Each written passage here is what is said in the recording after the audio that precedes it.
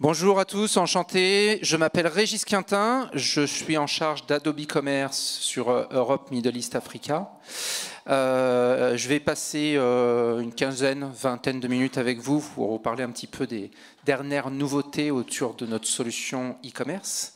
Et ensuite laisser la main à notre client Somfy qui vient témoigner aujourd'hui en force, 3 personnes, avec Émilie de notre équipe qui va les interviewer. Je voudrais commencer par jeter le pavé dans la mare. On en parle depuis ce matin, mais c'est un vrai sujet. Je pense que vous en parlez dans toutes vos discussions au quotidien. Évidemment, l'IA est en train de bouleverser plein de choses. Et dans le e-commerce, évidemment, ça va être une vraie révolution. C'est un vrai gros sujet avec de multiples facettes. Et qui dit révolution, alors juste pour ceux qui se disent... Bon, c'est hype, c'est en train de monter, mais ça va peut-être faire pchit, etc. Moi, je parierais le contraire, parce que clairement, on voit les gens qui adoptent ces usages-là, qui peut-être aujourd'hui, comme tous dans la salle, sont un peu geeks. Dès qu'on s'y met, dès qu'on s'y prend en jeu, l'adoption est assez forte. Le deuxième sujet, c'est que, évidemment, on a une industrie de l'IA qui investit énormément d'argent, qui va chercher des retours sur investissement. Donc, c'est une marche forcée. Et puis, de toute façon, ça va s'infuser dans nos usages du quotidien, s'infuser à travers nos navigateurs web, à travers des applications mobiles et j'en passe. Ce qui fait que globalement, l'adoption par les masses, par le grand public, est assez certaine. Je vais en parler avec une approche un petit peu B2C bien souvent parce que c'est plus facile à illustrer, mais mon sentiment c'est que le B2B va s'y mettre encore plus vite et on peut rapidement imaginer des agents IA de procurement demain qui viendront acheter sur vos sites e-commerce. Le premier sujet, et c'est une bonne nouvelle pour nous parce que c'est quelque chose qu'on pitch depuis des années et c'est quelque chose qui est stable, c'est que les clients, ils n'achètent pas des produits, ils achètent des expériences. Et c'est quelque chose qu'il faut d'autant plus renforcer alors que l'IA arrive. Quand on parle d'expérience client, qu'est-ce que ça veut dire? C'est important, je pense, de rentrer un tout petit peu dans le sujet. Et je vais juste diviser le sujet en deux grands pans. Je n'ai pas le temps d'aller beaucoup plus en profondeur. Je serai à disposition pour en parler après. Il y a d'abord l'aspect praticité. On veut des choses qui soient hyper simples, fluides. On ne veut pas chercher, on veut trouver, on veut pouvoir dialoguer et qu'on nous amène le produit idéalement parfait qui correspond à nos usages sur un plateau. Et qu'ensuite tout se passe de façon simple, rapide, sécurisée et l'expérience post-achat d'un éventuel retour si le produit est finalement pas le bon ou pas est bien aussi importante que l'expérience pré-achat. Donc ça c'est un premier pan de l'expérience qu'on attend. Le deuxième grand pan d'expérience, et c'est celui-là qui peut potentiellement sauver les marques de l'intermédiation future des agents IA, c'est l'engagement qu'on attend dans les expériences qu'on veut vivre. Alors ça ne vaut pas pour toutes les catégories de produits, je vous l'accorde, mais on peut le transmettre sur différents sujets. Ça va être des attentes, par exemple, d'expérience de marque, dans le luxe notamment. On n'attend pas d'acheter un produit, finalement, on est en train d'acheter une expérience luxueuse et de vivre un rêve. C'est une expérience de partage de valeur, par exemple. Des marques comme Patagonia, Veja ou autres vous vendent plus qu'un produit. C'est la façon dont elles le font, la façon, les valeurs qu'elles véhiculent, dans lesquelles vous vous retrouvez, dans lesquelles vous adhérez, et auquel cas vous avez envie d'avoir un vrai engagement vis-à-vis de la marque. Vous achetez plus qu'un produit. Ça peut être aussi l'envie d'appartenir à une communauté. Des marques, des exemples emblématiques du marketing comme Harley-Davidson ou Nike, qui créent des communautés dans le sport. Donc toutes ces expériences finalement qu'on attend sont des choses qui vont permettre aux entreprises de continuer à se différencier et de pouvoir continuer à dialoguer directement avec leurs clients. Le fait est que les IA, elles bouleversent énormément de choses parce que non seulement elles changent votre découvrabilité, comment les clients vont vous trouver, vont vous rechercher et venir naviguer sur vos dispositifs web ou mobile ou autre et vous acheter directement. Donc ça, c'est des choses qu'on voit déjà, que je pense que vous voyez déjà normalement dans vos analytiques, Adobe publie régulièrement des études liées à ce qu'on voit à travers Adobe Analytics et autres. Et on a vu une augmentation énorme en fait de la part de trafic de la part qui vient des LLM, ChatGPT, Perplexity ou autres. Et c'est sûrement pas fait pour s'arrêter. Ce qui est intéressant, c'est que ce trafic est très qualifié. Et aujourd'hui, ce qu'on voit, c'est qu'il convertit mieux. Donc c'est un trafic qui est très intéressant. Donc ça veut dire qu'il y a une émergence d'une nouvelle discipline. Vous en avez entendu parler et vous avez vu la démonstration ce matin de l'LM Optimizer, de ce qu'on appelle le GEO. Il suffira plus d'être bien référencé sur le moteur de recherche, mais aussi d'être bien référencé, finalement connu des LLM, pour que vous puissiez évidemment sortir du lot.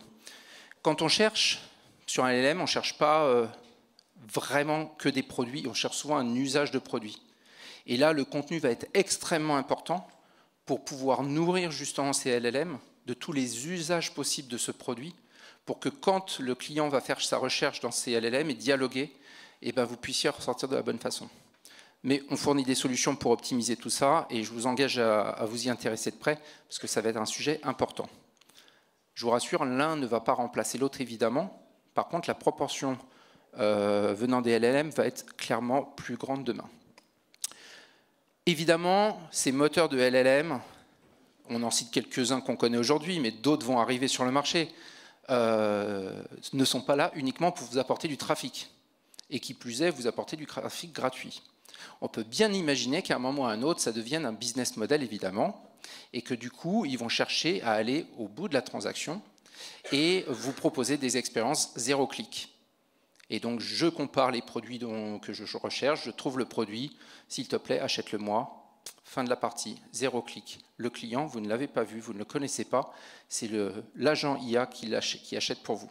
Idem dans le B2B, où ce sera un agent IA de procurement qui va faire la recherche du bon produit dans peut-être une liste de fournisseurs prédéfinis, pourquoi pas, avec des accords, mais qui va ensuite passer commande pour la personne, et donc la façon d'acheter sera totalement différente. Donc la vraie question là-dedans, et le vrai gros sujet, c'est demain, comment on vend la valeur de notre produit alors qu'on n'est plus en contact avec le client, et que c'est à travers ces agents, finalement, que le client perçoit notre produit. Donc ça, c'est le premier gros sujet. Le deuxième gros sujet, c'est comment je fais vivre ces fameuses expériences de marque à ces clients-là, avec qui je dialogue plus, et comment je les fidélise. Et on sait que souvent, la rentabilité, en plus, vient de la fidélisation. Donc c'est des sujets extrêmement importants dont il faut avoir conscience. C'est des sujets sur lesquels on planche très dur chez Adobe, pas qu'au niveau du e-commerce, sur d'autres sujets et d'autres industries aussi. Et c'est la raison qui nous a amené cette année à annoncer et à sortir une nouvelle solution d'Adobe Commerce qui nous prépare justement à ces challenges. C'est une révolution sans en avoir l'air, mais c'est un sujet extrêmement important pour nous. Dans cette révolution, je vais parler d'abord de ce qui ne change pas. Ce qui ne change pas avec Adobe Commerce et qui est très important pour nous, c'est notre capacité à adresser nativement de nombreux business cases. Du B2B, du B2C, du B2B2C.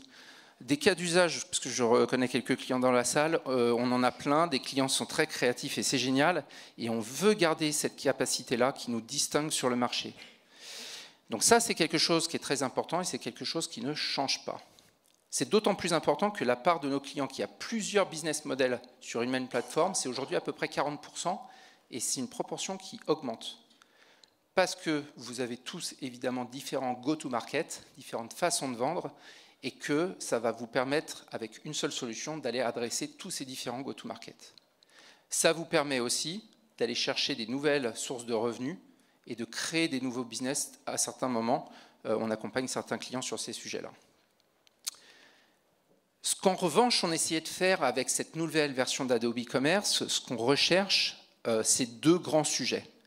Le premier sujet, les 4 blocs du haut, c'est comment faire plus avec moins.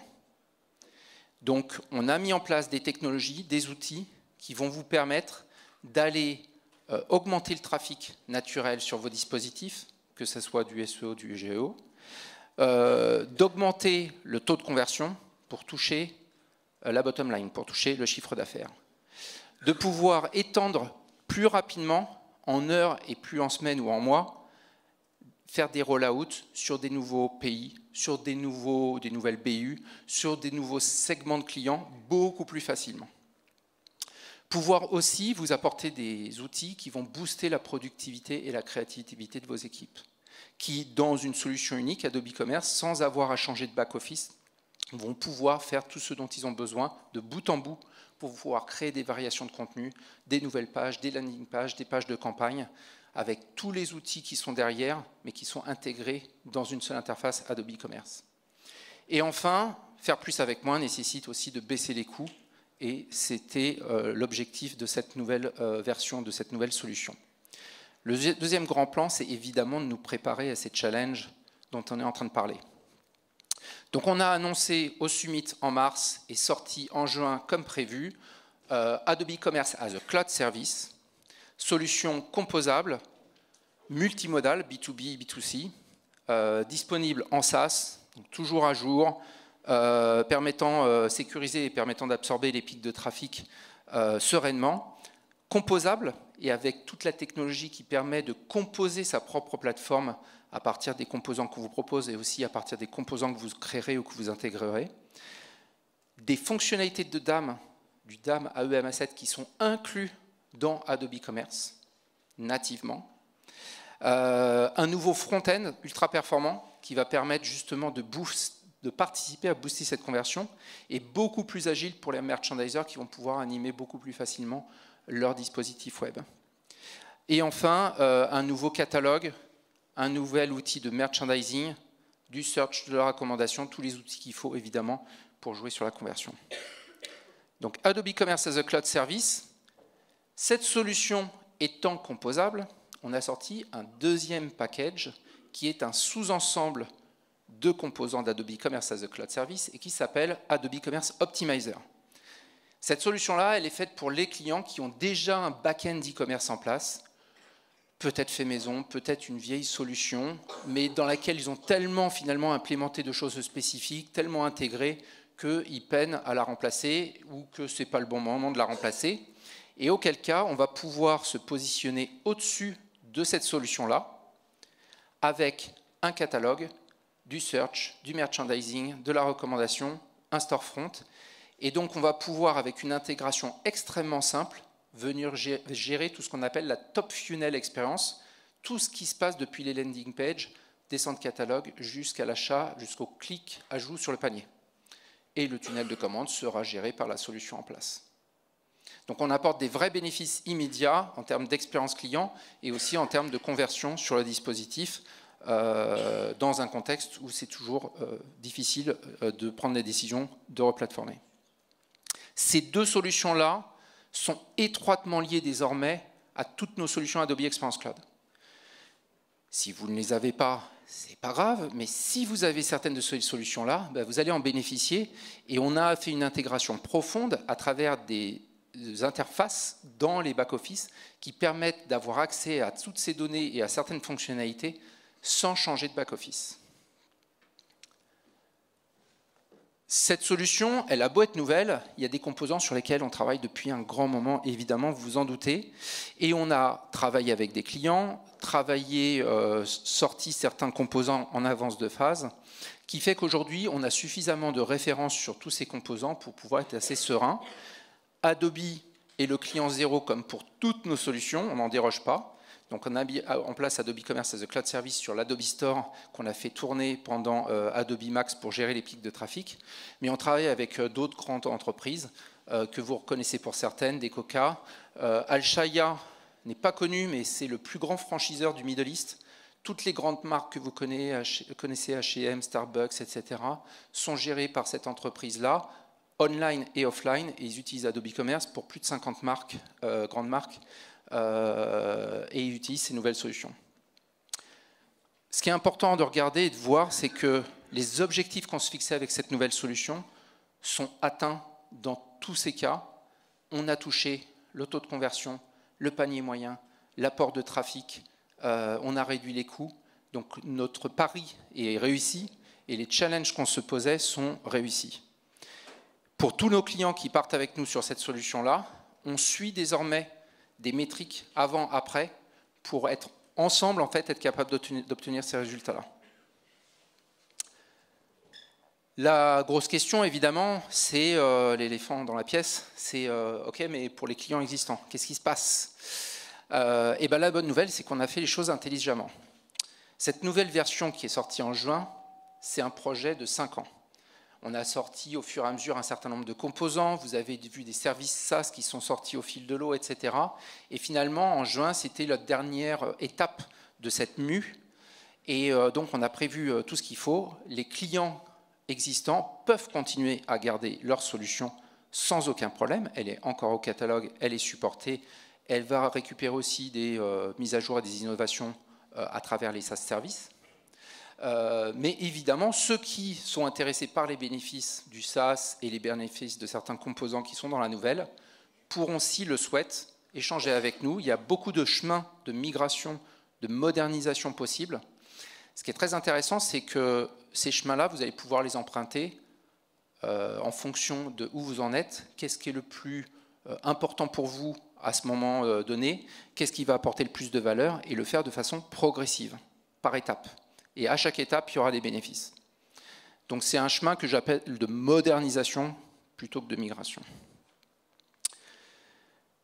Et enfin, l'importance, et c'est le plus important quelque part, même si on n'en parle pas assez aujourd'hui, on ne communique pas assez dessus, c'est comment on se prépare justement à cette révolution et qu'est-ce qu'elle peut nous apporter. 3 grands pans pour nous de l'IA dans l'e-commerce. Le premier, sur lequel on est déjà très très présent, c'est comment on intègre des outils IA dans la solution pour que, de façon intuitive, transparente, au quotidien, on bénéficie de gains de productivité, de gains de créativité, faire des choses à l'échelle, de pouvoir faire des analyses qu'on n'a jamais pu faire, évidemment, grâce à ces outils-là. Donc ça, c'est déjà présent dans la solution, et évidemment, le flux d'innovation sur ces sujets-là ne s'arrêtera pas. Il arrive aussi avec des agents IA qui sont autour d'Adobe Commerce. Vous en avez vu ce matin avec des LLM Optimizer, on a des Site Optimizer aussi, qui sont intégrés à notre CMS, Adobe Experience Manager, mais aussi à Commerce.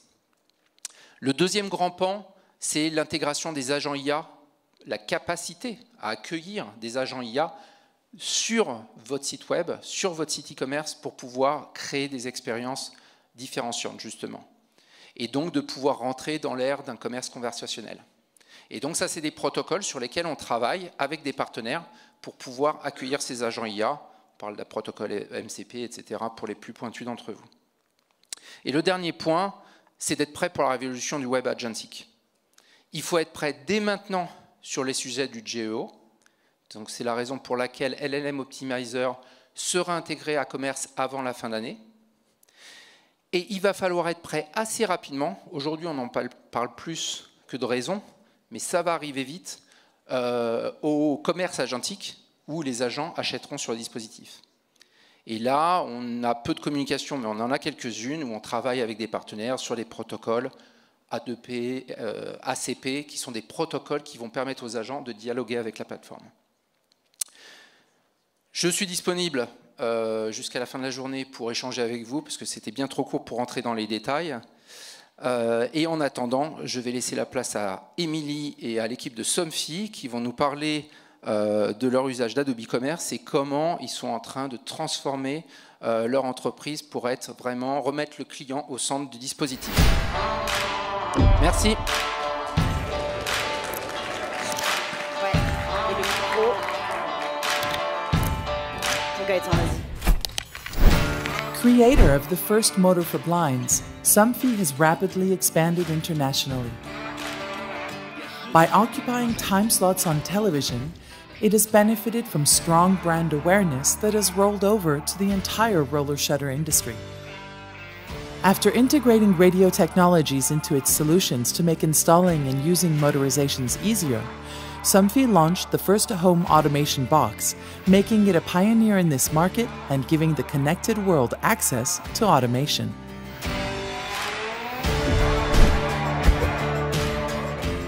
By leading the world in its sector and pioneering home automation and motorizations for 50 years, The French Somfy Group is a benchmark in smart living.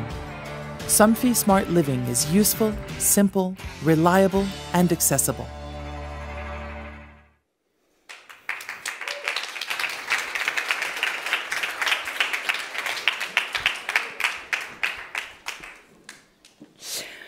Bonjour à tous, bonjour à toutes. Merci d'accueillir chaleureusement l'équipe Somfy sur scène, Fred, Gaëtan et Fabrice, qui font partie de la fonction Digital and Data Value Creation de Somfy. Pour m'introduire rapidement, je suis Émilie Martin, account exécutive chez Adobe depuis 6 ans maintenant, et j'ai la chance d'accompagner Somfy dans leur développement digital depuis presque 4 ans. Du coup, pour faire suite à l'introduction de Régis, on va maintenant se pencher sur le cas Somfy et on va discuter ensemble de comment ils utilisent Adobe Commerce comme le socle technologique derrière leur croissance internationale en mettant au centre de leur stratégie l'expérience client. Donc, avant toute chose, et pour commencer, Fred, Gaëtan, Fabrice, est-ce que vous pouvez vous présenter vos rôles et votre société, s'il vous plaît? Alors, je vais commencer. Bonjour à tous. Bonjour, Émilie. Donc moi c'est Fred Trussello, je suis e-commerce platform leader chez Somfy. Eh bien, bonjour à toutes et à tous, je m'appelle Fabrice Calaise et je suis Service Delivery Manager des solutions e-commerce et je suis ravi d'être avec vous cet après-midi. Bonjour à tous, merci à tous d'être nombreux aujourd'hui. Gaëtan Herriot, je suis directeur du pôle solutions Customers au sein de Somfy. Somfy, un groupe familial, a l'ambition claire, comme vous avez pu voir dans le petit clip, une ambition autour de faire en sorte que chacun éprouve un amour pour les endroits dans lesquels il vit. On va parler évidemment de l'habitat, de la maison, mais aussi des lieux du tertiaire, l'hôpital, les bâtiments scolaires, etc. Cette ambition, elle est née de notre histoire, d'un groupe industriel qui a démarré en étant pionnier et leader sur l'automatisation et les ouvertures de fenêtres. Les ouvertures même au sens large. Aujourd'hui, on est également pionnier sur la maison connectée. Notre marché est principalement B2B, j'y reviendrai un petit peu après, avec un parterre d'installateurs qui apportent de la valeur ajoutée à nos produits en étant chez nos clients pour les installer, etc. Des industriels qui intègrent nos produits dans leurs solutions finales et des distributeurs, etc. La répartition globale est environ de 90% de notre chiffre d'affaires qui est réalisé sur le B2B. Quelques chiffres rapidement. Somfy est un groupe qui fait 1,5 milliard de chiffre d'affaires. On est présent dans une 60aine de pays, environ 6 000 employés. Et on a environ 80% de nos produits conçus de manière éco-responsable, suite à un processus maison pour suivre ça. Donc, si je reprends un groupe familial avec une ambition internationale liée, et donc par ricochet, sociétale, écologique, sur le fait que chacun sur la planète, accessible to all, se sente mieux dans les endroits où il vit. Merci Gaëtan. Pendant notre préparation à l'interview, du coup, on a quand même pas mal discuté de comment Somfy souhaitait évoluer d'un groupe industriel vers une entreprise orientée tech et services. Est-ce que tu peux nous parler un petit peu plus de cette stratégie et comment l'e-commerce s'insère là-dedans? Oui, tout à fait. Donc effectivement, comme on l'a dit, les fondations de Somfy sont sur le domaine de l'industriel, avec la conception de nos moteurs, etc. L'idée on va dire, du point de bascule dans lequel on est n'est évidemment pas de renier cela, qui aboutit au fait qu'on a des produits de qualité sur lesquels on a des durées de garantie longues, 7 ans pour les produits Somfy par exemple, mais bien d'agir désormais sur l'ensemble de la chaîne de valeur de nos produits. L'histoire de Somfy s'est faite au travers de croissance externe notamment. C'est l'occasion de parler de quelques marques qui sont connues, reconnues. Somfy en étendard, puis derrière des marques comme BFT, Simu, avec chacune leur particularité et leur complémentarité sur notre catalogue de produits global. Récemment, nous avons aussi acquis des parts dans des sociétés qui agissent sur la fin du cycle de vie de nos produits, la réparabilité. Donc là, on est sur des services amenés à nos clients, à nos installateurs, pour les accompagner sur de la maintenance prédictive, sur des aides à l'installation, etc. Somfy souhaite donc accompagner ce changement-là, et évidemment, les solutions digitales vont être des enablers pour faire ça.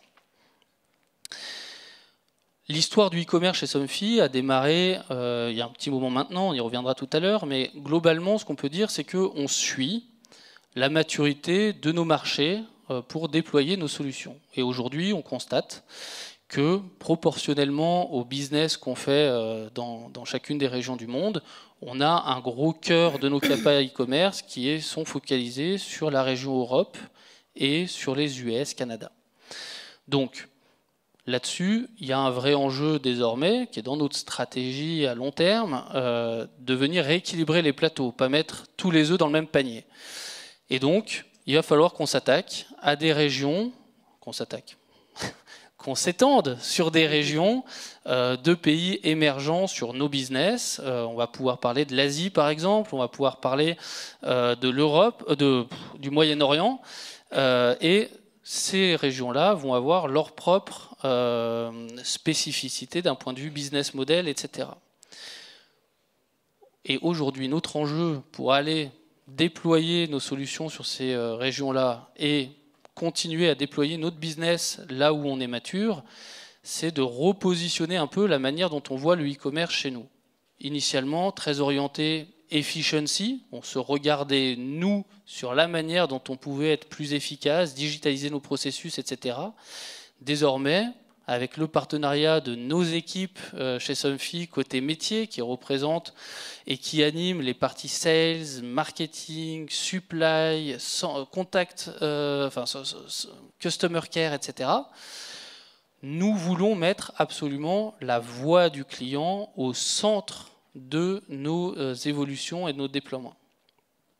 Et je conclurai en disant que chez Somfy, la stratégie digitale n'est pas, et la stratégie e-commerce en particulier, n'est pas une stratégie à côté de celle de nos amis du marketing, à côté de celle de nos amis du manufacturing, etc.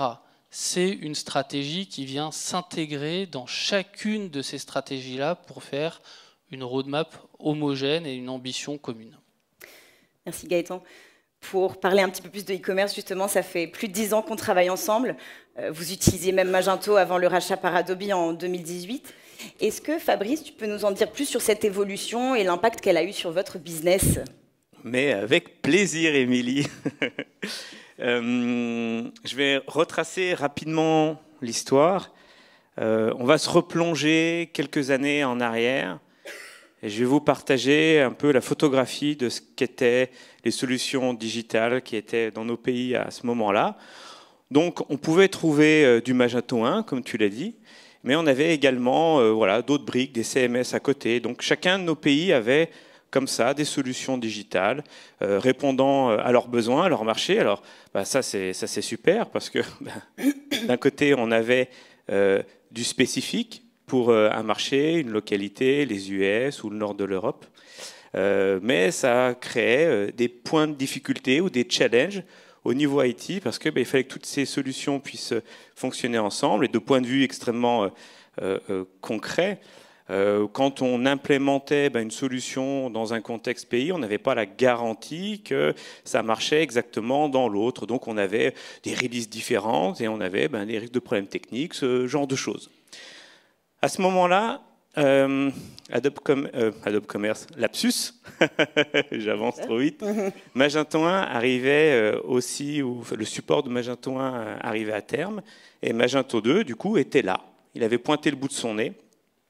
Et donc, on avait l'opportunité de basculer sur Magento 2. Alors, On a réfléchi, parce que c'est pas obligatoire, c'est pas obligé, mais on a vu dans ce projet plus qu'une migration, parce que c'est, voilà, encore une fois, c'est un vrai sujet.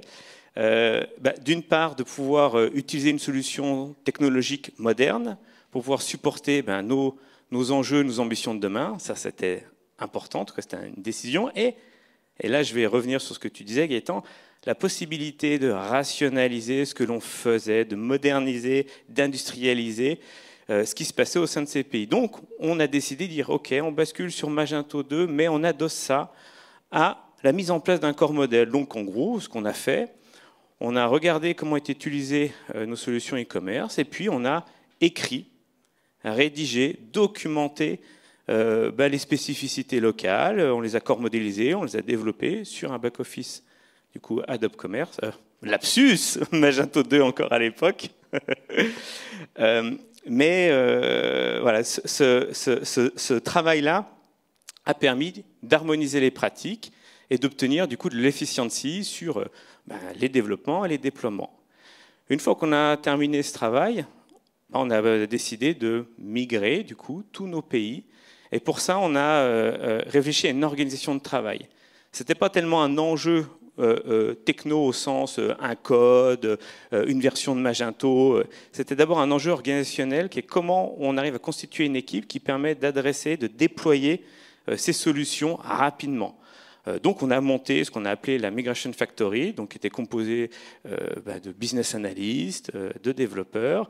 On s'est appuyé sur voilà, le corps modèle. Alors, ce corps modèle, en gros, ce sont des pages Confluence, des dizaines et dizaines de pages Confluence, juste pour vous dire de quoi on est en train de parler, et une organisation de travail pour déployer sur une vingtaine de pays, grosso modo 35, 40 shops, B2B, B2C, en 2 ans. Ouais, c'est comme ça qu'on a déployé ça rapidement. Voilà, dans les grandes lignes. Est-ce que c'est bon pour toi? Oui, merci Fabrice. Okay. Écoute, pour parler justement un petit peu plus peut-être d'industrialisation, pendant notre préparation à l'interview, tu parlais pas mal du projet POP, Personalized Omniportal, qui est le fruit de cette expérience client first. Est-ce que tu peux nous en parler un petit peu plus, zoomer là-dessus pour l'auditoire, s'il te plaît? Yes, bien sûr. Et ça s'inscrit dans ce qu'on présentait précédemment, mais c'est une étape importante et décisive pour décliner la stratégie de client first. Cette idée de POP, Personalized Omniportal, elle est toute simple. C'est de dire, notre client, quand il rentre en relation avec Somfy, il a un point de contact privilégié dans lequel il va trouver tous ses services. Bon, ça c'est facile à dire, mais il faut quand même le faire sur le plan technique, puisque comme beaucoup de sociétés, on pouvait avoir un CMS, adossé à une brique e-commerce, et ainsi de suite. Donc le projet POP, ça a été sur le plan du parcours client, d'avoir une seule histoire à raconter à nos clients. Donc, une plateforme qui permet d'adresser des services selon le client, selon le profil du client. Donc, moi, je vais pouvoir accéder aux services d'activation de Mataoma. Je vais pouvoir accéder à des modules de formation pour que je sois plus à l'aise pour installer mes solutions. Et puis, je vais aussi avoir des capacités e-commerce. Ça, c'est aussi quelque chose qu'on a intégré dans notre plateforme. La capacité e-commerce, c'est un service comme un autre. Ce n'est pas une brique e-commerce que l'on met à disposition de nos clients, donc on leur met bien une plateforme avec ses services. Et puis c'est aussi l'occasion pour nous d'adresser des contenus spécifiques pour pouvoir dialoguer avec nos clients et leur afficher, leur donner l'information dont ils ont besoin. Ce projet POP, ça a été également l'occasion d'apprendre énormément sur le plan technique, organisationnel entre nous. Sur le plan technique, on a du coup découpé le front et le back. Bon. Ce travail-là, qui n'est pas évident, nous a permis collectivement d'apprendre beaucoup sur, déjà le capot. Du coup, là, on était sur Adobe Commerce, donc je peux dire Adobe Commerce, donc bien comprendre comment marche cette solution et du coup d'identifier la valeur ajoutée intrinsèque de la solution. Parce que là, on a ouvert le capot, on a regardé les fils, on a dit, OK, ça, là, il y a de la valeur là-dedans. Et puis, de l'autre côté, ça nous a permis aussi de continuer à renforcer notre approche pour définir ces services. C'est quoi les services à forte valeur ajoutée que l'on veut proposer à nos clients, qui peuvent être autre chose que des capabilités e-commerce. Et ce travail-là, il n'est pas facile, on l'a fait avec le métier, mais il est sain. Ça nous a permis de dire, OK, ça c'est important, donc c'est ça qu'on va câbler en premier. Et puis, voilà, ce projet donc, a été réalisé, voilà, donc c'est là depuis maintenant quelques temps. Nos clients sont très satisfaits, ils nous ont des super retours dessus. Et on est arrivé aussi à ce moment où, là, on est quelque part prêt. Et là, je me réfère à ce qu'on a vu ce matin. Quand je vois les évolutions qui arrivent, voilà, on a parlé d'intelligence artificielle, je me dis, ben, au moins là, OK, on a fait le premier pas, où on a commencé à amorcer notre stratégie avec notre client first, mais maintenant on est prêt pour finir le chemin, puisque là, on est dans un entre-deux. Merci Fabrice. On parle pas mal du coup de projets en cours, d'actualité. Fred, je vais te passer la parole pour parler plutôt ambition et trajectoire. Oui, alors déjà on peut revenir sur ce qui a été fait sur ces derniers mois. C'était un travail de préparation. La grosse trajectoire pour nous, le gros objectif, c'est de passer sur Adobe Commerce Cloud dès l'année prochaine. Donc en 2026, on sera sur Adobe Commerce Cloud. Pour ça, il y a eu un certain nombre de travaux qui ont été faits préalablement pour améliorer notre capacité, comme l'a dit Fabrice, à déployer plus vite, mieux, rapidement. On a fait une initiative qui est visible sur l'écran, notamment avec la marque Simu, une marque du groupe qui a été présentée précédemment par Gaëtan. Donc là-dessus, on a mis en place une offre évolutive avec le business. Comme on le disait précédemment, on doit livrer vite, on doit faire des roll-out rapidement, mais on doit être hyper réactif. Donc à partir de là, on a mis en place, en nous appuyant sur la solution Adobe Commerce, trois thèmes qui vont suivre l'évolutivité du business, qui vont s'adapter également à la maturité du business dans chaque pays. Et donc, on a mis en place trois thèmes, un thème one page, un thème website sur lequel on va plugger des services, notamment des connexions PIM, notamment voilà, d'autres services externes. Et enfin, le thème full, c'est comme ça qu'on l'appelle, c'est notre thème e-commerce, connecté à toutes les interfaces, à tout ce qu'on a. Et aujourd'hui, l'ensemble des sites Simu est sur une seule et unique plateforme rationalisée, prête à partir sur le cloud. Donc, il y a eu un gros travail qui a été fait là-dessus. Sur l'intelligence artificielle, on a également travaillé. Ça faisait partie des enjeux déjà, avant même tout ça, avant même ce qu'on s'est dit ce matin et ce qu'on a pu découvrir ce matin. On a plugué des interfaces pour pouvoir générer des pages de contenu traduites automatiquement en se basant sur Microsoft Azure Translation, par exemple, et générer des pages et déployer des sites rapidement traduits en automatique, toujours en nous appuyant sur la solution Adobe Commerce. Super. On parle beaucoup de B2B hein, quand on vous entend parler aujourd'hui. On sait que c'est vraiment la place centrale de votre stratégie digitale. Est-ce que vous pouvez nous parler un petit peu plus de B2C? Parce qu'on sait que dans certains pays, vous adressez justement le consommateur aussi final en direct. Alors, il y a eu un gros travail qui a été fait là-dessus. Comme l'avait dit Gaëtan en début de séance, notre premier prescripteur depuis 86, c'est le client B2C. Donc, on a travaillé déjà sur les performances, puisqu'il y avait quelques soucis de performance. On a amélioré l'expérience. Vous avez vu, il y a une petite vidéo qui a tourné derrière avec un POC. On a amélioré le checkout. On a réussi à avoir des chiffres qui sont fantastiques. On a un checkout qui est quasiment 6 fois plus rapide. La solution a été déployée sur l'ensemble des sites B2C. Derrière, on a une expérience d'achat qui est plutôt pas mal. On est à 89,45%, vous voyez les chiffres. Et on a étendu ce travail-là à l'ensemble des thèmes B2C. Donc on a retravaillé avec les équipes design, on a refondu l'intégralité de nos sites B2C, encore une fois en nous appuyant sur la solution. Et toujours avec, pour trajectoire, le Move to Cloud, donc notre projet pour 2026, partir sur Adobe Commerce Cloud.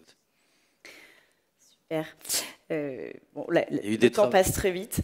C'est passé vite. Il y a eu un travail de rationalisation aussi qui a été fait dans ce cadre-là, oui. Puisqu'on est passé de 14 instances, globalement, à 4 instances pour le Move to Cloud. C'est vraiment le sujet pour nous, c'est rationaliser, livrer plus vite. C'est un travail qui avait été entrepris initialement au niveau des process. Et puis aujourd'hui, d'un point de vue technique, on arrive à maturité pour pouvoir être en capacité de déployer des pays, des sites dans des pays concernés très rapidement. Ça rejoint un peu tout ce qui a été dit. Merci. Du coup, je pense qu'on a tous envie d'en savoir un petit peu plus sur le futur. Gaëtan, je vais te repasser la parole pour que tu nous parles de perspectives, d'avenir. Est-ce que vous avez des projets excitants à venir dont vous pouvez nous parler ? Alors, je ne vais pas vous parler que de futur, puisque le futur, ça commence maintenant. Bon, l'IA, on en a beaucoup entendu parler ce matin, on continuera pendant les mois, les années, les centenaires à venir. Pour faire le lien avec e-commerce et IA, on a notamment une initiative en cours diligentée par notre équipe Digital Factory qui amène, démocratise, accompagne la mise en place de solutions basées sur l'intelligence artificielle chez Somfy. Au travers de cette initiative-là, on est en train de plugger sur la solution Adobe Commerce la capacité, donc on l'a appelé Next Best Offer, la capacité de personnaliser des recommandations produits sur la base des comportements, des historiques d'achat de nos clients. Donc, sujet évidemment vaste, qui va démarrer sur un petit périmètre, petit entre guillemets, sur l'aspect transactionnel de notre plateforme e-commerce, mais qui a pour but derrière d'être déployé, adapté dans l'ensemble des contextes et des touchpoints qu'on peut avoir avec nos clients. Le sales rep qui rencontre un client peut avoir un intérêt très fort à savoir ce que le moteur de recommandation aurait recommandé à ce client-là sur notre plateforme digitale, par exemple. Voire demain, et dans mon contexte d'une visite physique, qu'est-ce qui pourrait être adapté par rapport à ce qu'il voit en self-care sur ma plateforme. Donc ça, c'est un premier sujet.